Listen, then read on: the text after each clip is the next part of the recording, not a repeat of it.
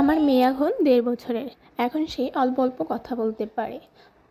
সন্ধ্যার দিকে বলছে আম্মু হাম হাম। তাই আমি সন্ধ্যার সময় ভাবলাম ওর জন্য হালকা পাতলা কিছু নাস্তা বানাই। ও আবার পিঠা খেতে অনেক বেশি পছন্দ করে, তাই ওর জন্য বানালাম তেলের পিঠা। হ্যালো এভরিওয়ান, আসসালামু আলাইকুম। আজকে আমরা সন্ধ্যায় নাস্তা হিসেবে বানাবো তেলের পিঠা আর চা। তাই আমি জলদি জলদি চলে গেলাম রান্নাঘরে।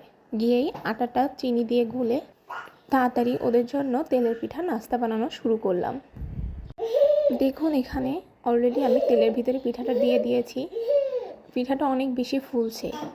তারপরে ওদের বাপ মেয়েকে ডেকে ওদেরকে খাওয়ার জন্য অল্প কিছু পিঠা দিয়ে দিলাম।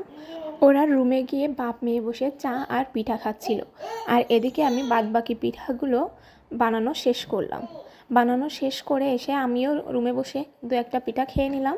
তারপরে পিঠাগুলো গরম গরম একটা বয়ামের ভিতরে ভরে রাখলাম, যাতে কালকে সকালে বা অন্য সময় ওকে দিতে পারি।